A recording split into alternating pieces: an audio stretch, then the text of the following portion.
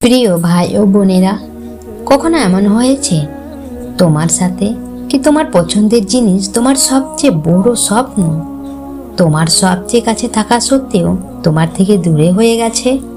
আর মনের মধ্যে এক প্রশ্ন জেগে উঠেছে, কেন কেন শুধু আমার সাথে এরকম হলো? কিন্তু থামো, হতে পারে যে পরীক্ষা তোমাকে একটি বড় পুরস্কারের দিকে নিয়ে যাচ্ছে।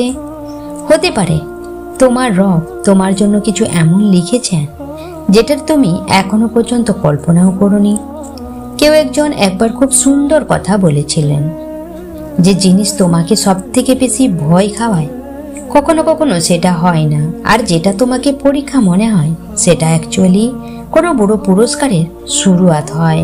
যদি তুমি এটা ভাবছো যে আমার জীবনে এত মুশকিল কেন আসে, আর দোয়া কবুল কেন হয় না, আমার মেহনতের ফল আমি কেন পাচ্ছি না, তো মনে রাখবে, তোমার রব না কখনো ভুল ফয়সালা করেন, আর না কখনো তার বান্দার উপর জুলুম করেন। প্রত্যেক মানুষের নসিব আর তার তকদির আলাদা আলাদা লেখা হয়েছে। কারো খুশি আর কারো কষ্ট আলাদা আলাদা কারণে ঠিক করা হয়েছে। এজন্য কখনো অন্য কারো জীবনের কাহিনী দেখে নিজের তকদিরের উপরে সন্দেহ রাখবে না। যদি কারো কাছে অনেক কিছু থাকে, তো এটা মানে নয় কি যে সে তোমার থেকে ভালো। আর যদি তুমি কোনো পরীক্ষার মধ্য দিয়ে পার করছো, তো এটা মানে নয় যে তুমি কারো থেকে কম। মনে রাখবে, তোমার মেহনত, তোমার সবর আর তোমার দোয়া বিফলে যাবে না।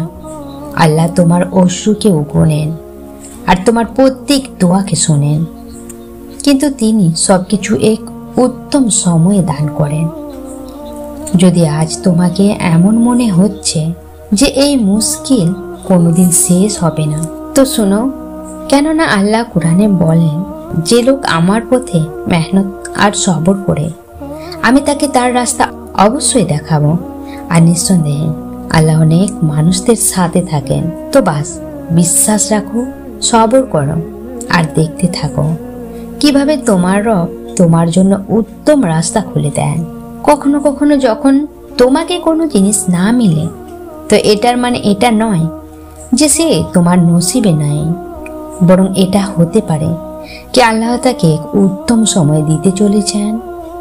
কেননা যখন কোনো জিনিস আমাদের সহজেই মিলে যায়, তো সেটার কদর কমে যায়, কিন্তু যখন সেটা সবর আর দোয়ার মাধ্যমে হয়, তো সেটা শুধু একটি পুরস্কার নয়, বরং আল্লাহর রহমতের শান্তি হয়ে যায়। কখনো আমরা কোনো জিনিসের পিছনে এতটাই অস্থির হয়ে যাই কি আমাদের এটার খেয়ালও হয় না কি আল্লাহ আমাদের জন্য আমাদের থেকে উত্তম কিছু ভেবে রেখেছেন। মৌলানা রুবি বলেছেন, তুমি গম্ভীর হয়েও না। যা কিছু তুমি হারাও সেটা কোনো না কোনো নেয়ামতের ওসিলায় আবার ফিরে পেয়ে যাও। তো যদি আল্লাহ তোমার থেকে কিছু নিয়েছেন, তো বিশ্বাস রাখো, তিনি খুব শীঘ্রই তোমাকে কিছু এমন দেবেন যেটার তুমি কখনো কল্পনাও করোনি। যদি তুমি তোমার মনের পছন্দ মতো জিনিস পেতে চাও, তো 3টি কাজ করো। এমন দরজা হও যেটাই নেয়ামত ঢুকতে পারে। 2, এমন খিড়কি হও যেটাই রোশনি ঢুকতে পারে। না হলে এমন দেওয়াল হও যেটাই ক্লান্ত হওয়া মানুষকে ছায়া দিতে পারে।